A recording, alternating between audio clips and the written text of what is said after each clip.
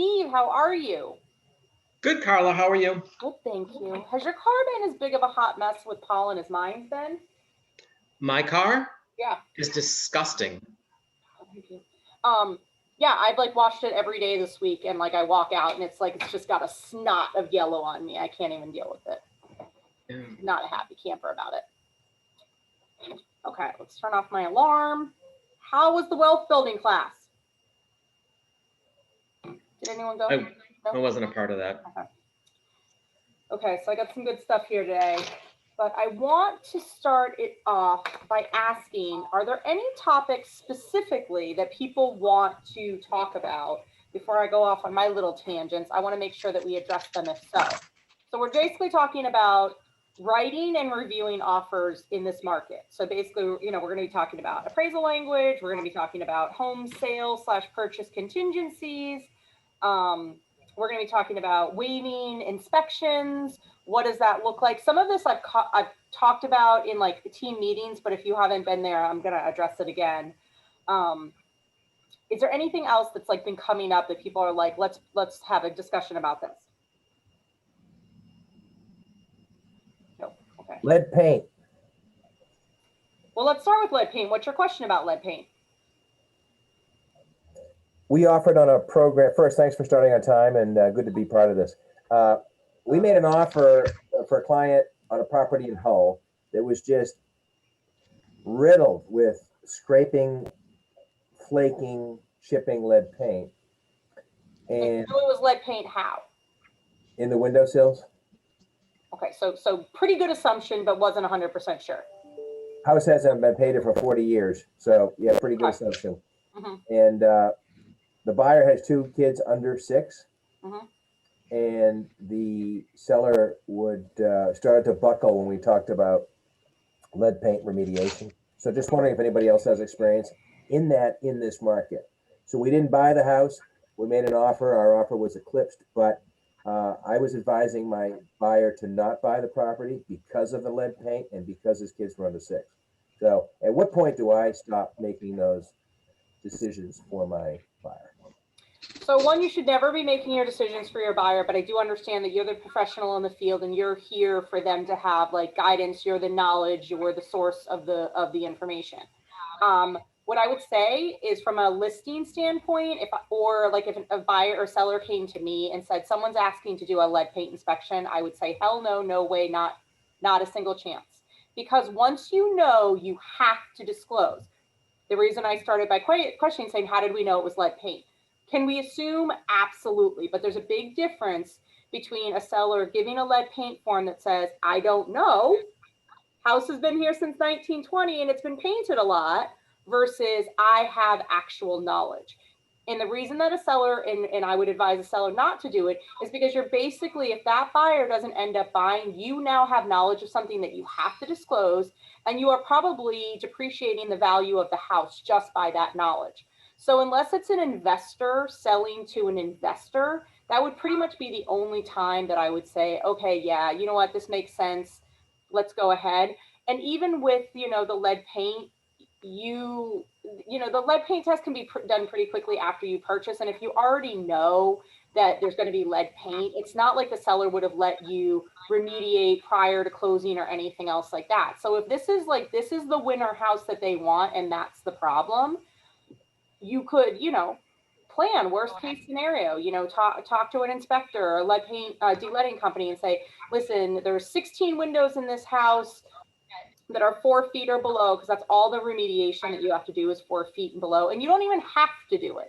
If you're not an investor, it would be you choose to do it because your children are under the age of 6 and you have flaking paint. So, what would that cost worst case scenario, so that you guys can make a determination of like, this is a $5,000 undertaking, it's a $10,000 undertaking. Usually where lead paint is found is windowsills, door jambs, baseboards. That's, usually where it is. And again, it's 4 feet and down. And then what is a remediation and what is the self-help? There are self-help methods that you can do for interim periods. So again, I would say in this market, it's definitely a valid reason. We're not joking about lead paint. It's a huge problem, the exposure, especially for children under the age of 6. But if here's my question for you. I'm sorry, Ocean Burial. What is Brad White. Brad. I'll change the name there. If you had another house that the lead wasn't chipping, would you have advised them the same way? Or the paint wasn't chipping, would you have advised them the same way? Knowing that the house hasn't been painted in 40 years, that the likelihood that there's lead paint in those windows is probably very good. Yes, I would advise, because that's my professional opinion, and they need to know. I don't want them to come back in 4 years and say, "Hey, my 4.5-year-old has got lead paint poisoning." So that's profit's not important to me. Profit's important to me, but I don't put profit in front of any accuracy of sales presentation. Oh, 100%. No, absolutely. I always say, treat people well, the money will follow. It's not about the money. We're all going to get paid if we do the right thing. I would also just be careful, and I'm going to talk about it, is about how people how agents are getting sued right now by giving what their professional opinion is, sort of thing. Thank you. And so that's the only reason I'm saying, like, you shouldn't be making that decision. You should be equipping them with the information, providing them with the lead paint, giving them a website to read about. Here's what can happen here, but for you saying, I mean, unless they literally say, if you were me, what would you do? If they said that, then, maybe you're saying, okay, well, you're asking for my personal opinion now. I would just be careful, because this whole market, the way that it's going, is becoming extremely litigious. And that's the only reason that I'm, advising you to be careful. So for those of you who have just joined in, what I stated was that we're going to go over appraisals. We're going to go over home sale and purchase contingencies. We're going to go over waiving inspections, not waiving inspections. What does that mean? When are we doing it? For informational purposes only, all that sort of good stuff. Does anyone else have any questions that you'd like brought up during this time? If you do, just let me know. I'll add it to my little roster here. Okay, if anything comes up, let me know. So let's start with inspections. So I'm going to do a lot of like pro, con, pro about if I were a listing agent, what would I do? How would I advise? If I was the seller's agent, how would I advise and everything? So there's a couple different things. So a lot of people are waiving an inspection. That kind of seems to be the first, almost like most palpable thing, because it's almost like, well, what you don't know doesn't really cost you money, versus saying, hey, I'm going to waive my appraisal contingency, and then I'm going to have to come up with potentially cold hard cash. So, if we're waiving our inspection, I actually have 2 people who are being threatened to be sued and 1 person being sued right now, all buyer's agents, who the buyers have come back after closing and said, I have now found out XYZ about my house, and had I not waived my inspection, I would have known about this. I wouldn't have bought the house, or I wouldn't have paid for what I paid for the house.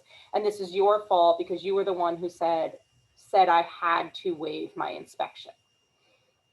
I wouldn't object to, and one of them has asked me to draft something, and I will get around to it, I promise.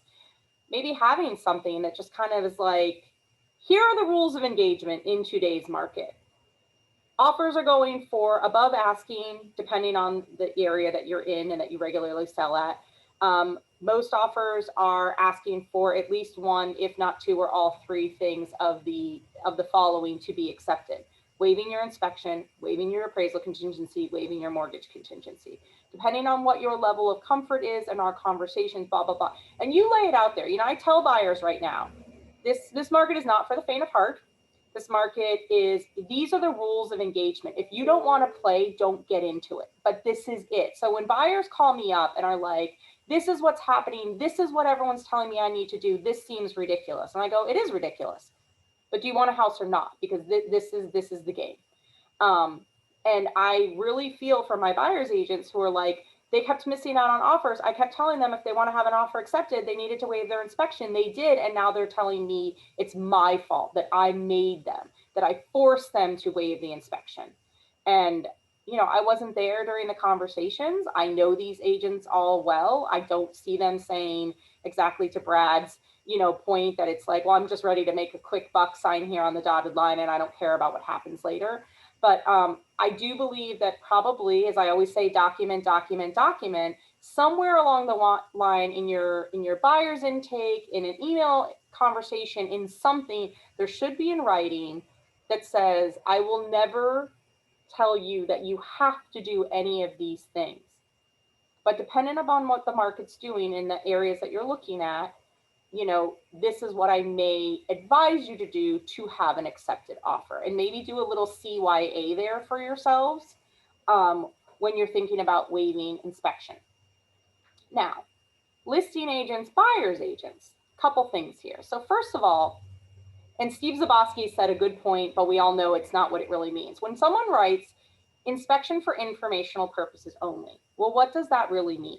All inspections are for informational purposes.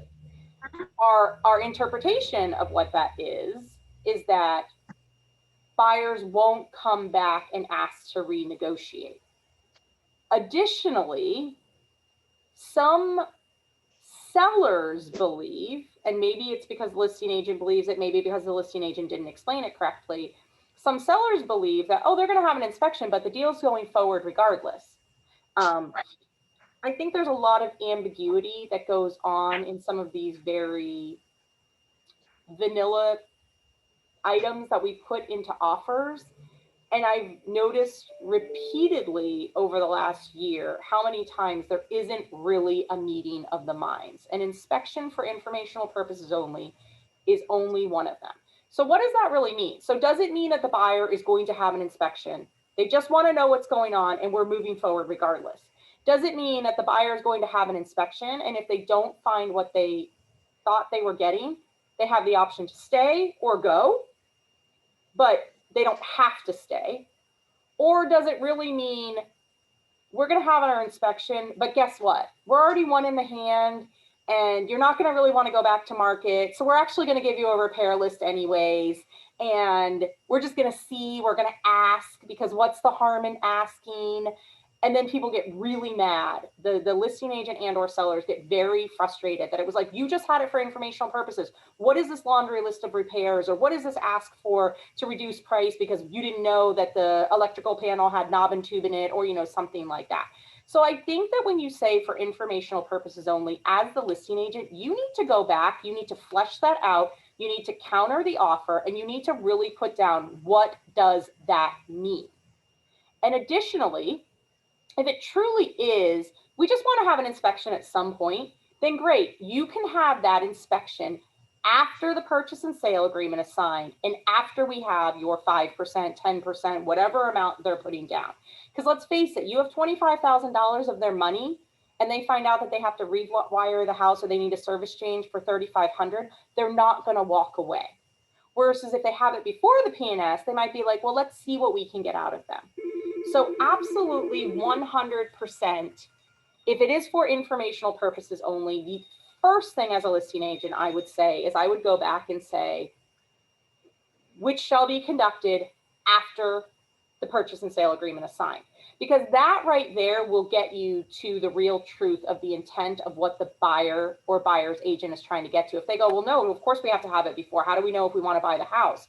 Well, then you know that their inspection is maybe not just for informational purposes. It's for, do I want to go forward with this house based upon the information that I find? So that, for informational purposes only, is a nice starting point. It's great for the beginning of a conversation, but it is not enough. We need to know what the actual intent of that inspection is. And don't forget this, is that, again, the seller doesn't necessarily need to disclose what comes from that inspection. But once you know, as an agent, as a realtor, you have to disclose. So if you all of a sudden find out for sure that there's termites, or there is active water leaking somewhere, or we have a foundation issue or something like that. Now, granted, could there be speculation? Someone comes in and goes, there's mold. Well, is that surface mold? Is that black mold? Is it some other sort of mold? We don't really know, but we now know that there's probably an investigation that maybe needs to happen.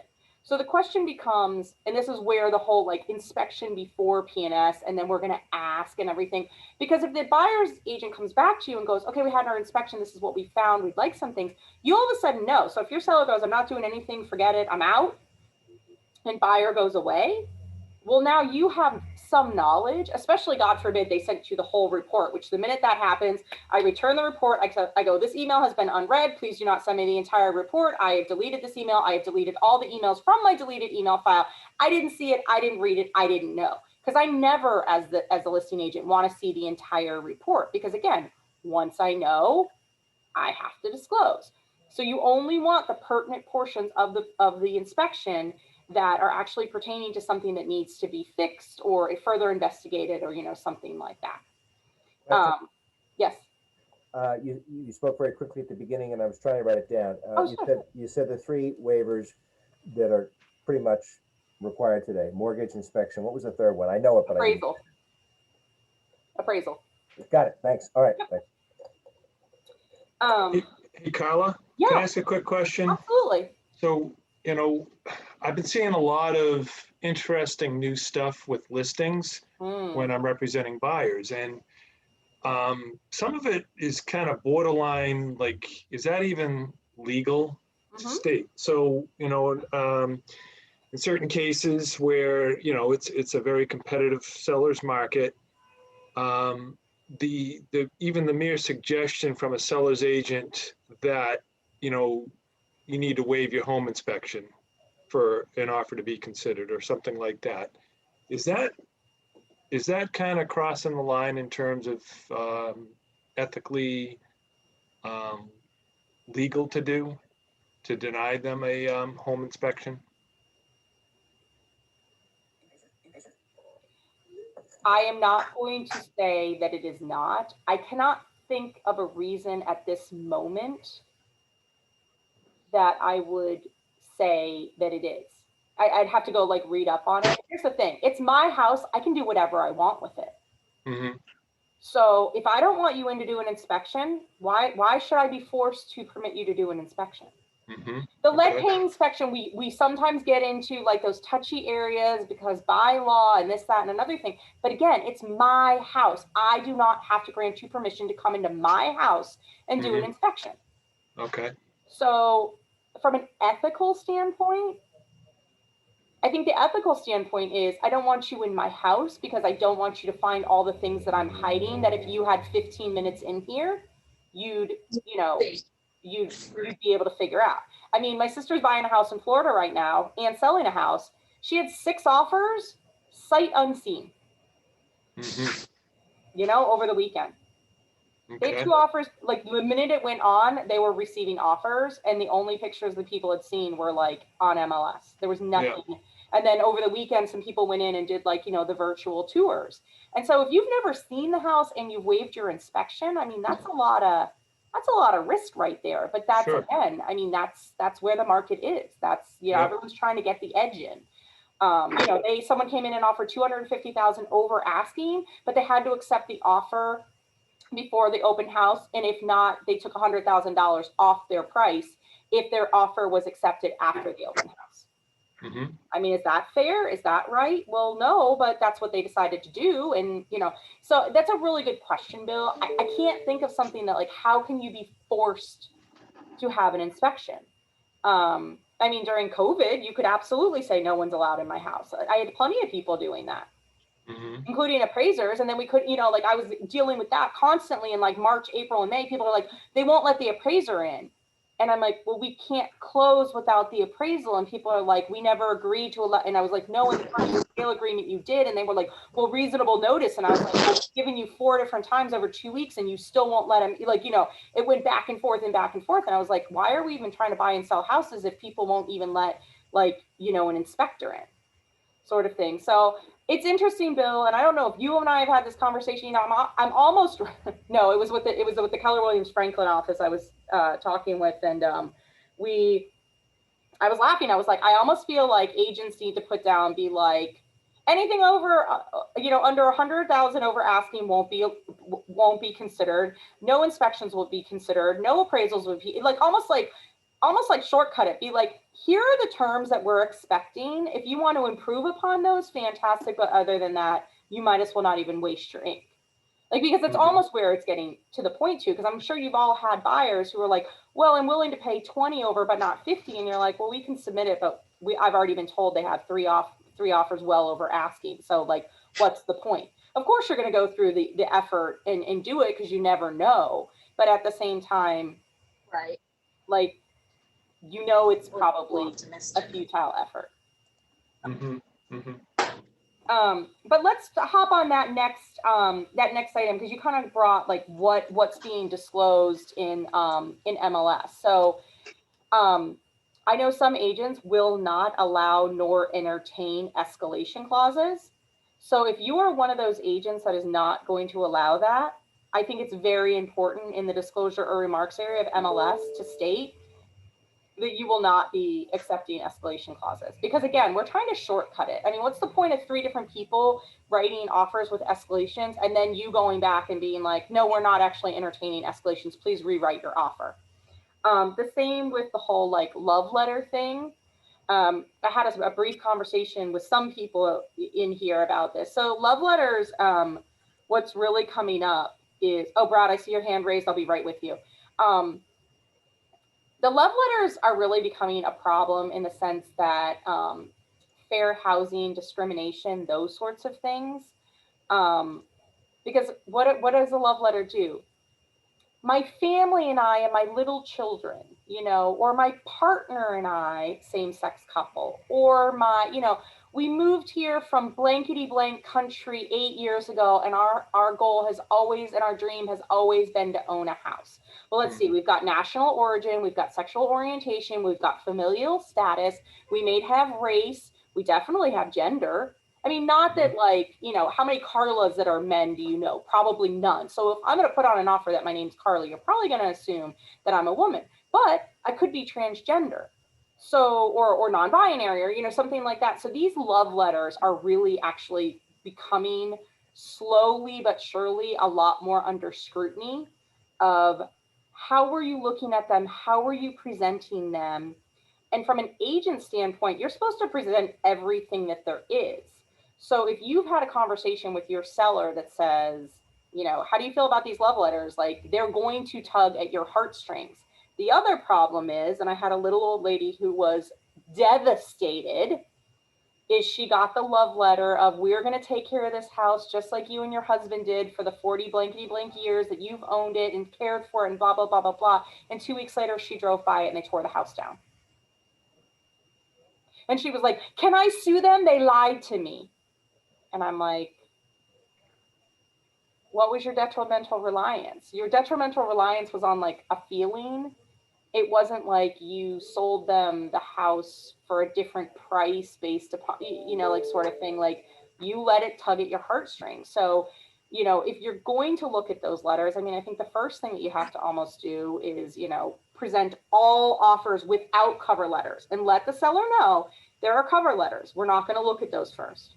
We're going to narrow down our offers first. And then if we really get to a point where like you can't decide, then maybe we present the love letters. But also think about how many times the love letters also have pictures in them, which is also a way that we can discriminate. Someone talking to me? No, okay.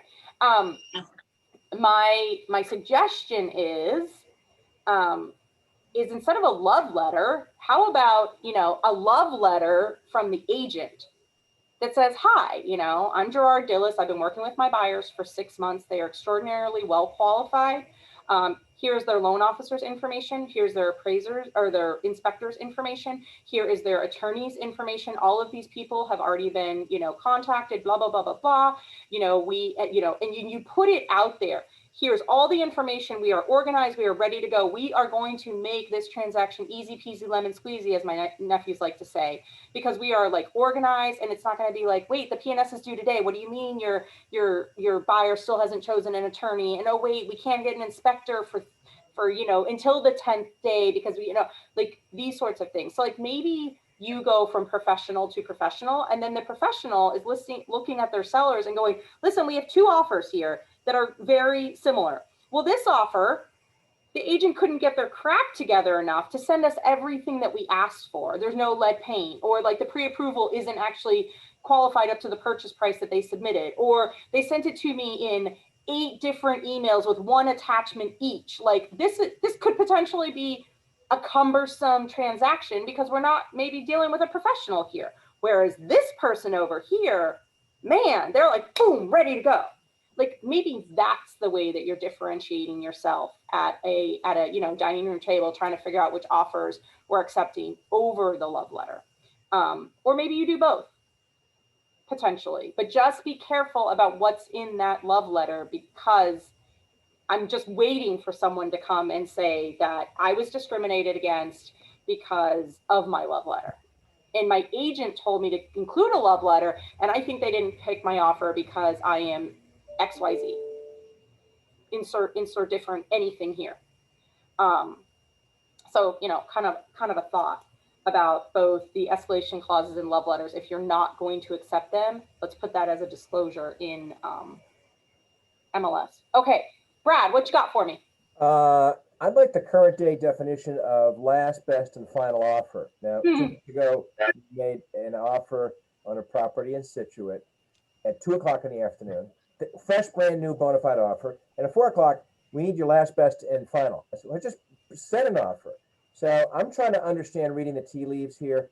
My understanding from that particular agent, and we won the bid, but my understanding is that when you get buyers that are very close with their credentials, that the signal that the selling agent will say is best and final, isn't there any horse trading left, or does it always have to go to this abyss of uncertainty of last, best, and final? I'm uncomfortable in spending my clients extra money if we don't have to. And in this case, we were over asking by $90,000. We have been successful at over at 60. So I don't understand it. I'm not comfortable. Yeah. So right now, like, again, it depends on the market that you're in, but overspending needs to just be a given. And so whenever I sit down with my clients when I used to sit down with my clients to buy a house, I would say, because, sometimes it would be like, well, if we're going to spend 6, then it needs to have this. But if we're only going to spend in the 5s, I'm willing to accept this, but I'm not willing to spend in the 6 for this. So I would sit down and I would say, at what price on this house, the house, not what the listing is or anything else, like what price of this house would you be okay if you found out it's sold for $1 more and you'd sleep fine at night being like, you know what, I was not willing to pay that price. And we start at the pinnacle and we work backwards. And if that pinnacle is only $20,000 over asking, and we know that it's going to be over asking, then I go, you know what? We go all in and we just go there. And you know what? If you overpay by $5,000, well, first of all, we may never know how much we overpaid. But additionally, you're not going to be kicking yourself because we only went 15 in, only to find out had we gone 2,500 more, we would have got the house. So I think in this market, you can't play that like overpaying. It's what is this house worth to you? And where will you be kicking yourself because you would have paid that all day long.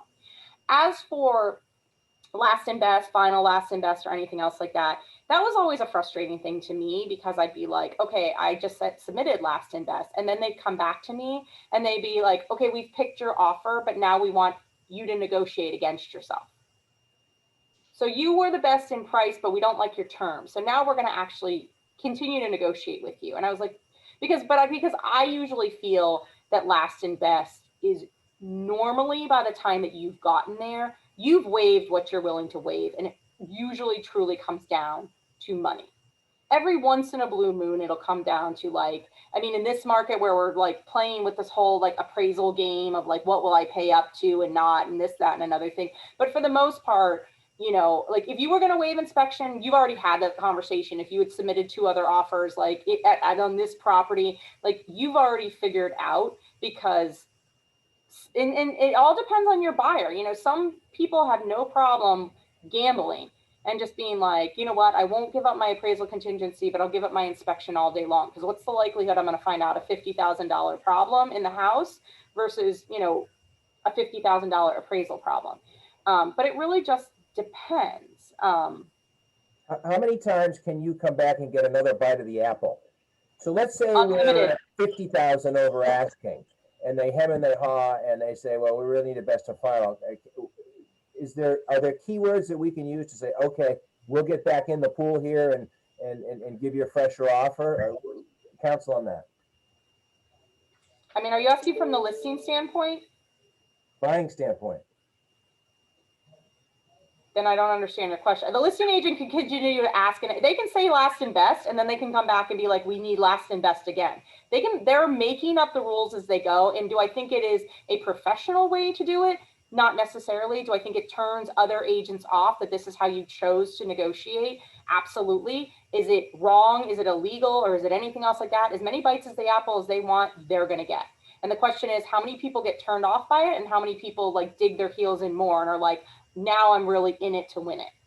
So they can come back to you as many times as they want, and then they can even negotiate with you once they've chosen your deal.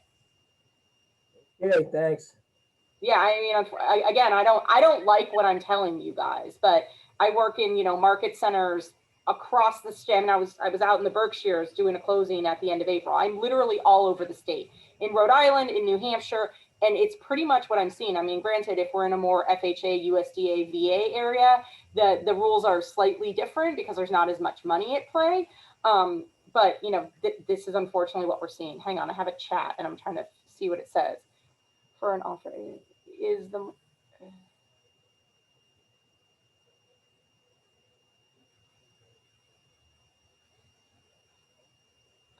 Diane, it depends. So she goes, using MAR 501 for an offer, the MAR form, is the mortgage contingency enough if house doesn't appraise for buyer to get out of the deal, or do you need to include language in remarks for appraisal?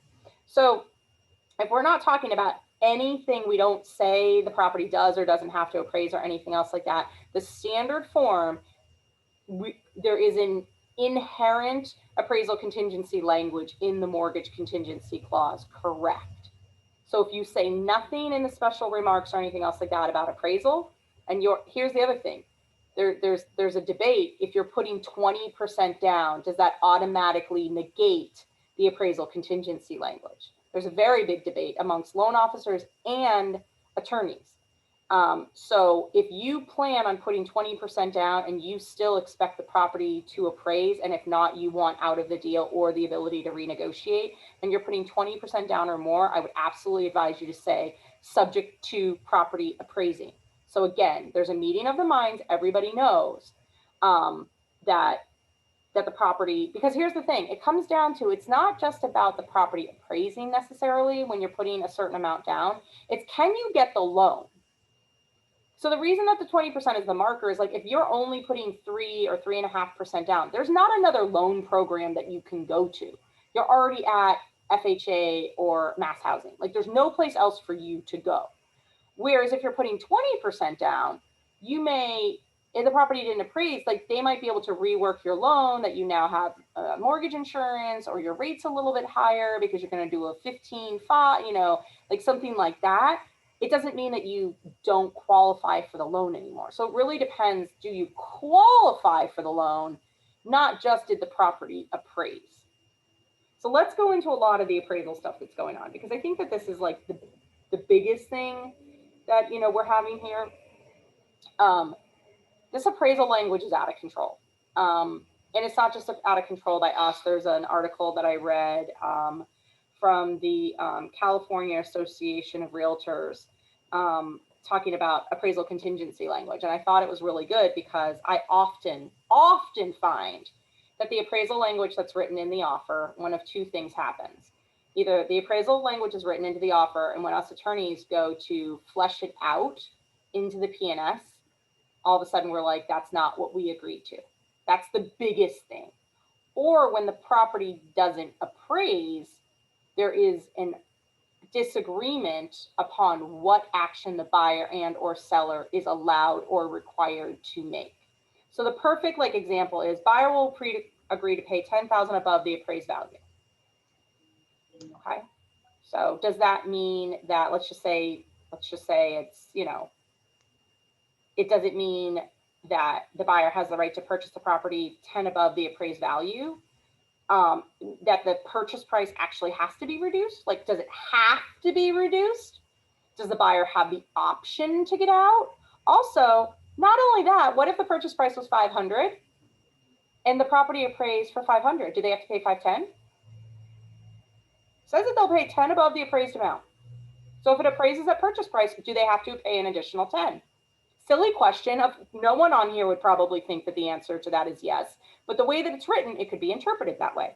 It's also, you know, the contingency, is it adjusted so that the buyer has the right to cancel if the property appraises for less than 10 below the purchase price? So like, let's say at the 500, at 490, do they have to, like, or, you know, or is this really just an agreement to make an agreement at some point, an agreement to agree? And an agreement to agree is merely expressing a willingness. It's not a contract. So we haven't agreed to anything.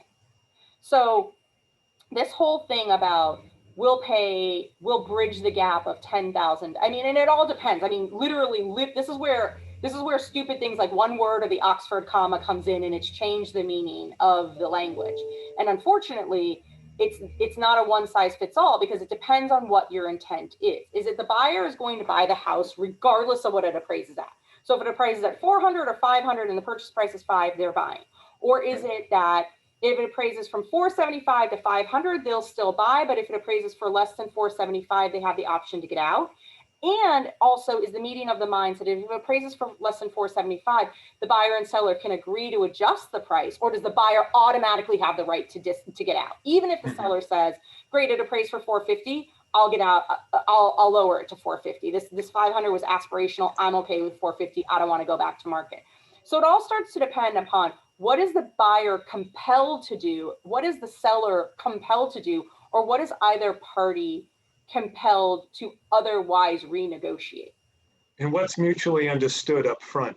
Absolutely. In terms of the attention. And the biggest thing, that's where I have the biggest problem, Bill, is like so many times, either when I'm the listing or I'm the seller's attorney and I am writing in, I have like 6 different paragraphs that I use for appraisal language, depending on what I think on paper it meant.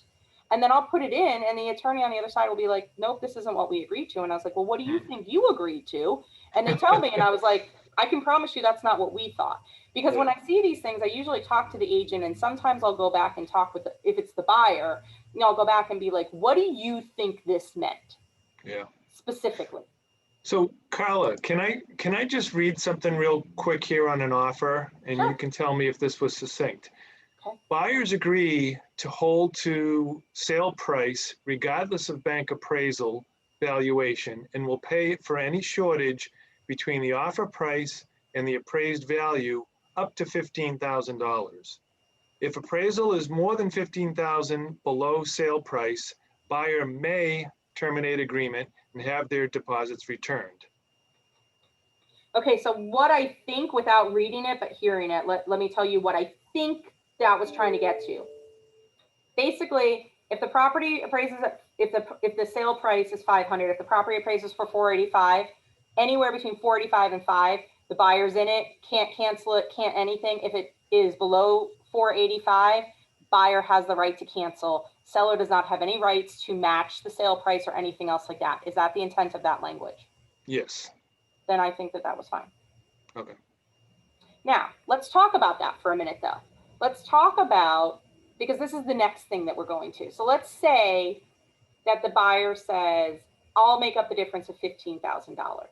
Now, a listing agent should probably say, okay, well, can you show me that $15,000 that you have this like in some sort of liquidity or soon to be liquid if you have to cash out a 401k or something. The next question, once you get that, is to call the loan officer and say, hey, this is what the buyer is suggesting.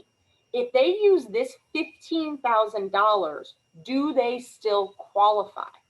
Because if you guys have ever read a commitment letter, it'll say, you know, here are the commitments and subject to, you know, buyer having cash reserves of $9,000. So after you've paid your closing costs and your down payment and your everything else like that, you still need $9,000. Well, if you've just cashed out 15 of it, and that 15 was what was covering the 9, well, you're now short because you've only got, well, you've got zero money, you know, in reserves. So it's not just about seeing that you have the funds, it's also about seeing, do you still qualify from a lending standpoint if you've agreed to make that up? Now, another thing that I've run across, which is, I get it, but I don't get it, is if you have like an FHA or a VA loan and you have agreed to waive the appraisal contingency, well, there's a fun little thing called the FHA amendatory clause rider. And that rider that has to be signed before the lender will approve the loan or release the package for closing has to be signed by the buyer and the seller. And it specifically says in there that if the property doesn't appraise, the buyer doesn't have to buy. Well, now sellers are coming back and sellers' attorneys are like, we won't sign this. This was not the agreement. And I was like, well, I understand that it wasn't the agreement. It is also a requirement of the loan. And you took a loan that was an FHA loan. And you said in the purchase and sale agreement that you would sign all reasonably required documents by the buyer's attorney, lender, or title insurer to effectuate actually closing the loan. So you are now in breach of that agreement. So, you know, how are we getting around that? And I will say, I've said it before, and I will say it again, is that I believe it is very important to send your pre-approval to the seller's attorney and the buyer's attorney when you send the offer, because, and we're going to get into home sale, home purchase contingencies and stuff, is that if I see that it's an FHA loan, or if I see that it's a VA loan, or if I see something quirky in here, or I see that, you know, it says that buyers, you know, has to put 20% down at this sale price and we're only putting 10, well, then I need to go talk to the buyer. I need to go talk to the listing agent and go, hey, have we found out why this says they have to put 20% down, that they are qualified for this loan amount at not to exceed this interest rate with 20% down, and they're only putting 10% down? Have we talked with the loan officer to find out that they actually qualify for the loan? You guys really need to scrutinize those pre-approvals, not just who's issuing it, but what it says. And really, honestly, not every time maybe, but a lot of times I would just call up the loan officer. Because again, guess what? If you can't get a hold of the loan officer and the loan officer won't call you back, how do you think that loan's going to go? Are we ever going to be able to get a commitment letter out of them? Are we going to know if the CD went out on time? Are we going to know if they're processing the loan? Are they up the buyer's ass sideways? Sorry, I just cursed on a recording. Are they up the buyer's butt sideways about like, I still need your tax transcripts. I still need this. I said, you know, I have a lender that sent me a list this long, already asked to extend the mortgage commitment and the closing date by 3 weeks because the buyer is not getting them any of the things that they need to actually process the loan. Basically, the loan application was given and the buyer hasn't submitted one piece of documentation. And we're like, well, he's in breach. He's not diligently giving the lender what he needs. And like, it's already been almost 3 weeks. So why are we giving him another 3 weeks to comply? Like, why are we taking the hit on this? And, you know, so it was like, we had to start getting down to brass tacks. I'm like, why is this dude not submitting the things? And should we really give him another 3 weeks to do it?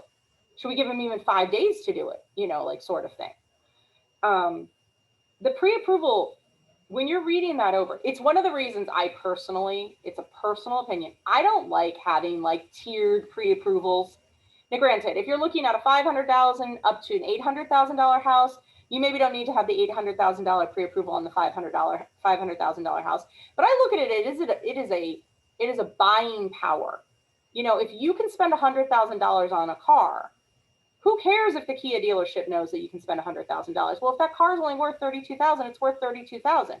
If I go in, you know, to buy a white T-shirt, I may choose to buy a $50 white T-shirt at, you know, Polo, or I could buy a $250 T-shirt from Walmart. Just because I have $100 in my pocket doesn't mean I'm going to spend all of it. And if the mentality from the listing standpoint, I feel like a lot of times is, well, you know, once I know they have more money, we'll just keep pushing them to spend more. Well, your house is only worth what your house is. We all know every house will sell at the right price. So the fact is, I almost look at it as the buyer is saying, no, seller, I don't care that I can spend $800,000. Your house is only worth $550,000 and I'm not paying you a penny more.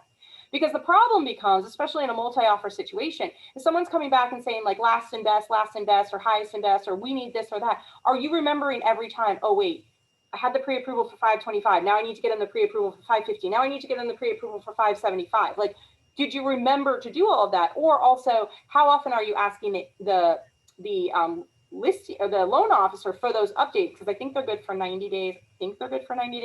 But you know, a lot of people have been looking for a long time. So are you constantly, you know, checking that, being like, is it expired? Has anything changed? You know, especially during COVID when things were changing and furloughs and bonuses weren't and this and that and everything else like that. So, make sure that when you're submitting those offers, because that's, as a listing agent, I definitely look at how organized you guys are. I'm going to look and I'm going to scrutinize everything. And the minute I get to your pre-approval and I was like, well, that's $40,000 less than the offer they just submitted. I don't know if they are qualified. Do I go, okay, let me go investigate this, or do I go, let me set this aside and see what else? And if you're just the same as like 3 other perfect offers, I don't know, maybe I won't come back to you. I'm a busy woman. I got 60 offers. I got 20 offers. I got however many. If 3 people could get it right and you couldn't, well, you just did a disservice to your buyer. And so, and I get it, guys. I get how fast this market is moving, and you don't even have time to like blink, let alone like, check all your boxes. But that's why I just say, have one nice and high pre-approval and just be done with it. You don't have to worry about like, am I submitting all the correct things? In the pre-approval. So first of all, I believe, and I've talked to quite a few loan officers about this, I know there are some outliers, that if you are only qualified for your loan if you sell your house, your pre-approval better state that. Your pre-approval better say subject to seller, sale of, seller's primary residence, or, whatever else like that. Because if not, and I've had quite a few conversations about basically what we're calling is the bait and switch, is that either the selling side didn't know you had to sell and nothing was ever said and we signed P&S and everything else like that. Or P&S comes up and the agent is like, well, I need you to put that in the P&S. And I'm like, I can't just do that. Or I call the buyer/seller and say, hey, I know that you're selling because I've already done your seller intake. Do you need to sell in order to purchase? And they're like, absolutely. I can't carry 2 mortgages. And I was like, well, then why didn't your offer state that? And it's like, well, my agent said that my offer wouldn't be considered if I put that in my offer. And that is true. And honestly, I know why people are doing it, because they want to be able to play the game. And if they see that, you're already like shoved out. Like, I don't want to entertain that. We got enough other people. But I look at it as the good agents who don't include the square footage, that's the illegal finished basement, versus the agents that do. Trying to compare a 1,600 square foot house versus a 2,000 square foot house, and one of them has a 400 square foot finished basement, is not the same thing. So, a lot of times, when you're going and you're doing your CMAs, that's another element you have to look at. Like, does the gross square footage or, living size include finished basement space? And if so, what does that finished basement space really look like? And are we talking a split level or, a raised ranch? Or are we really just talking like someone went and put up some drywall and a rug and this is what we're calling our finished, basement sort of thing? And it's great. And then I talked to a listing agent and I go, well, why did you have them take out the home sale contingency? And they said, well, we told them it couldn't be a requirement. I'm like, well, that's like telling me I shouldn't breathe. Like, stop breathing because you don't need oxygen. The fact of the matter is they still have to sell. So you've kind of set your seller up on a false pretense that this buyer is like qualified and ready to go.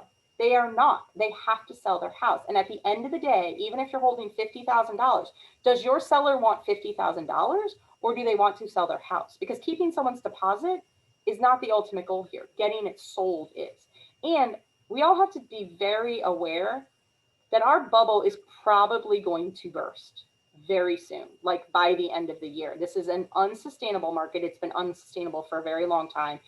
I have weekly multiple properties not appraising. The lenders and the lenders specifically, who are the ones who give the cue to the appraisers, are being much more conservative. They do not want a bunch of people upside down on their houses again. They do not want, it would never be, it's not the same way because we don't have the C paper and everything that we're writing, but they don't want it. So if in 60 days your seller didn't sell and has to go back on the market, are they potentially going to be able to get the same amount of money that they would have today is the question. And maybe that's not going to happen till October. Maybe it doesn't happen till November, but because we're still in the spring market and there's always, craziness around the spring market, but, they're starting to talk about inflation and rates going up and all these things. And so, if this continues on in the summer, in 60 days, we might be at okay, these are the prices, but we're not going 90,000. Like, this is the price. Like, you're getting 5,000 over. Like, it might not be there. And so which one is it? Do you want to close or do you want to hope to close? And the same thing comes for, I had one recently, an agent called me and she goes, we had a bunch of offers. She goes, we've limited it down to 2 and I want your opinion. She goes, we have one that's $90,000 over asking subject to appraisal. And we have another one that's $40,000 over asking, not subject to appraisal, but subject to a home sale contingency. And I said, well, let me ask you a couple questions. I go, first of all, is the house on the market yet? They said, no. I said, what sort of house is it? They said, it's a little bungalow in Pembroke, priced for $350, going to sell all day long, no problem whatsoever. First open house is this weekend coming up. It was a Monday. And I said, that's the one you go with. That's one in the hand all day long. Because guess what? $90,000 subject to appraisal, you might as well go 200 over. I mean, we're just playing with money here. It's kind of like the people that go, I can only afford 500, but can you show me a 750 house? Well, at that point, why don't I show you a $2 million house? You can't buy it anyway. So let's go shoot for the stars. So this whole, like, once we start getting into these like over asking, the first thing that needs to go is the appraisal. The first thing, subject to the fact that they can actually afford it. This whole like over, and then we're going to peel it back. I mean, I don't know how much Bill wants to talk about, the deal that we just had, but it's like sellers are setting their expectations upon, like, they heard a number and they're like, okay, this is what I'm making. And then all of a sudden when the property doesn't appraise and things go sideways, they're like, but I've already relied on that money and I've gone and bought another house relying on that money. Mm-hmm. And so, they're now like, well, we need that amount. And we're like, well, it didn't appraise anywhere near that. We don't know what to say to you. That was aspirational. And, so now they're kind of like stuck, because let's face it, once you think your house is under agreement, you're going to be like playing a lot more willy-nilly with what you're willing to do on the next step. And now they're like, well, we're short funds. And Mm-hmm. Bill and I don't know if it's going to appraise at what they think they're going to be able to get. And we don't know if we're going to be able to find another buyer for what the other buyer was willing to pay and waive an appraisal contingency. Like, we don't know, but it's just tough. And these are difficult conversations that you're going to have with your sellers, because they're relying upon you to give them, all this expert advice and everything. But how expert can we get when there's an unknown? I think in fairness, again, we can educate the hell out of both sellers and buyers as much as possible, so that they're, each step of the way, they're making informed decisions. There are those that are kind of, I don't know, weaker, and they say, I don't know, what do you think I should do? I really don't know how to handle this sort of situation. But, this is a very, very important and, high ticket transaction that I feel that they do need to step up and, put on their big boy pants and, really understand the process. I mean, I've got documentation and I've had conversations with clients and really done my best to explain how this all plays out. And there's no guarantee until we're on record with the Registry of Deeds, essentially. But yeah, so Carla was just referring to a property that came in 24,000 under appraisal, under agreed sale price. So and Bill challenged the appraisal, and the buyers were not willing to budge 1 penny. And right. It's, well, I question the lender and how much effort they put into the information that I supplied them, and I also question the appraiser himself, how much effort he put into doing the appraisal. To me, it appeared that it was kind of a quick job that he did. But anyway, long and short is my client has made the decision to let's go back on market, and we'll look at some new offers, and hopefully we get a better appraisal this time. Brad, what's up? Oh, you're muted. Thank you. I'd like for you to tell me how wrong I am with this statement. I politely disagree with your getting the $900,000 letter for a $600,000 house for a couple of reasons. Recent transaction, I had 5 letters, each graduated by $100,000 more. I'm a big believer. When you walk into a car dealership and you want to lease a car, I've never leased, I always own, but if you want to lease a car, how much can you spend a month, Mr. White? Well, that's licensed to make a lot of money for the sales associate at the car dealership. I think by showing a $900,000 letter to a $575,000 house is that open license for the best and final. So I don't know if I'm understanding and getting what you're saying to say it's okay to do that. I would hold those cards very close to the chest so that you're not showing your open buying power, because it's just licensed to goose up the price. So what am I missing? No, and that's what I said. I mean, there's literally two schools of thought, and you are of the other school of thought. Now, if I had a $900,000 pre-approval on a $500,000 house, no. But would I maybe put forward a 6 or 625 if I thought that it could get there? Yeah. Probably. You know, like I would show that I have power versus this whole question of like every time that a price comes in, you're like, well, are they qualified for more or not? You know, I don't like these like tight little increments. Yeah, But I also disagree. Like I just, you know, I'm only willing to spend so much, and I agree that you think that holding the cards close to your chest is one thing. I think from a buying power versus I'm going to ask for a bunch of repairs, and could I maybe like take none of the repairs and I'm still willing to go forward is where I would hold my cards. But literally it's one of those like defining factors, and it's like you talk to some agents and they feel this way and loan officers feel, and then other agents, and it's literally a personal approach of how you want to negotiate and you know what you want to put forth. And so it is it's you're 100% right in your opinion. I just happen to have a different opinion. But I do agree with you. A $500,000 house doesn't need a $900,000, you know, pre-approval either.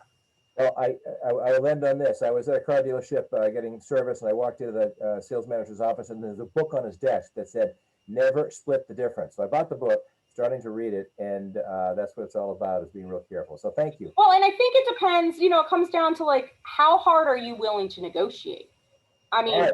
I would literally sit there in front of, you know, I bought a car in January and was like, I got all day. How many times do you want to go back to your manager? I said, or I can leave and I can come back later in the week, but my price might be lower. And if you think I'm kidding, you're wrong, because I negotiate for a living. And I said, and you're lovely. I brought her cookies when I showed up. But I said, we can do this the hard way or the easy way. You tell me which way you want to do it. And every time she was like, well, we can do, and I ended up buying the car and not leasing. But I've also, it's funny, one of the cars I bought one time, I was going to lease. And then at the end, I said, okay, great. Well, you know what? I said, I'm just going to pay cash then. And they go, well, we can't sell it to you for that price. I go, well, why? Well, they were going to make interest off of it. And I was like, oh, so I can't buy the car for that? You know, so I'll play the game, but I have the stomach and the time for it, and other people don't. So it really just depends on like how tough of a negotiator do you want to be, and how much time do we have to negotiate? I mean, you know, yes, as a listing agent, I might be like, these people are pre-approved for 900. Like, let's go try to juice some money out of them. But at the same time, you know, your house is only worth what your house is worth to me, period, end of story. Sure. I mean, but Kyle, aren't we also talking apples and oranges here? I mean, purchasing a vehicle versus purchasing a home.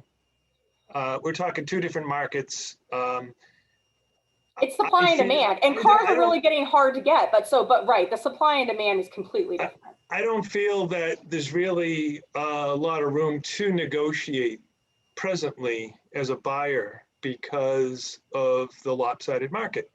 And, you know, I've been, you know, involved in these offers that we've been submitting in these auctions, and you know, I've had to modify my offers repeatedly just to be able to put a better foot forward to get us to the top of the pile for consideration. And, you know, if I'm looking at a $500,000 home and we've got a pre-approval for 650, I might show that 650 without planning to offer, or my buyer's not planning to offer 650 because they don't feel it's worth it, but just to show that they're strong buyers. And I think that's what it is. You know, if we were in a different market where it was the buyer's market, I would probably have a completely different, you know, feeling on this, right? You do just show, oh, I'm qualified for $5,000 over this or something like that. But we're in just such a lopsided market that it's like, if showing a huge amount of buying power is what's going to at least get you in the stack of consideration versus the no pile, go for it. I know it's 1 o'clock.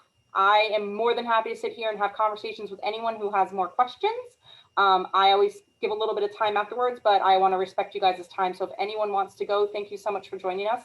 It's a pleasure seeing a lot of new names here. So welcome everybody if we haven't met. That was great. Thank you. Thank you guys. Anyone staying? Hey, I Steve, actually must depart. Okay, I'm So gonna end thank the you meeting the for everyone then. conversation. Okay. You guys Thank have a good one. Bye-bye.